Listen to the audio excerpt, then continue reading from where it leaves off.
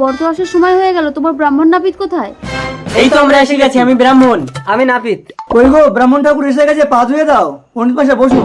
এই নাপিত বাইরে দাঁড়া, ঘর পবিত্র হবে। কই গো, এখানে একটু জল ছড়িয়ে দাও, নাপিতের পা পড়েছে। সব অশুদ্ধ হয়ে গেল। এই বেটা নাপিত বাইরে দাঁড়া, আমি যা হুকুম করবো তাই শুনবি। থাক থাক মা, আগে তুলসী মঞ্চ প্রণাম করে এসো। বাবা, এই ডাবটা মাথায় পড়লে তো আমি মরে যেতাম। আমি এ কি দেখছি, এই কন্যা তো আজই মৃত্যুযোগ ছিল, এই নাপিতের জন্য বেঁচে গেল। ব্রাহ্মণ ঠাকুর, আপনি অন্তর যাবেন। কি গো, মেয়েকে গঙ্গা জল ঢেলে শুদ্ধ করো, নাপিত তো ছুঁয়ে দিয়েছে। ওর গায়ে গঙ্গা জল ঢেলে দিচ্ছি। কি এই মেয়েকে ছোট জাতে ছুঁয়েছে? আমি একে বিয়ে করব না। যেও না বাবা, আমার মেয়েকে জল মন্ত্র দিয়ে শুদ্ধ করে দিচ্ছি। এই বেটা নাপিত এই গ্রাম ছেড়ে পালিয়ে যা, নইলে এরা তোকে মারবি। এই চলো সবাই। বাবা, এই ওর মাথায় গঙ্গা জল ঢালো। ওং শুদ্ধায় নমঃ। ব্রাহ্মণও তো মানুষ, নাপিতও তো মানুষ, কিন্তু এরা ছোট জাত বড় জাত বলে কেন? ব্রাহ্মণের সাথে থেকে থেকে আমি তো পুজো পাঠ সব শিখে নিয়েছি। অন্য পাড়ায় গিয়ে লক্ষণ পরামানিক থেকে লক্ষণ চক্রবর্তী হয়ে ব্রাহ্মণ সেজে থাকবো।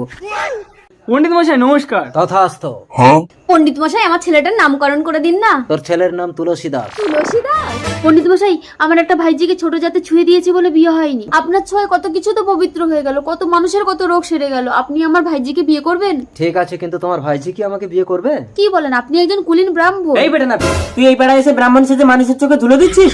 আপনি আমাদের ব্রাহ্মণ পণ্ডিতকে নাপিত বলছেন? কে কোথায় আছে এই ভণ্ড ব্রাহ্মণকে তাড়াও। ও বাবা গো। পণ্ডিত মশাই চলুন, আমার ভাইজিকে বিয়ে করবেন।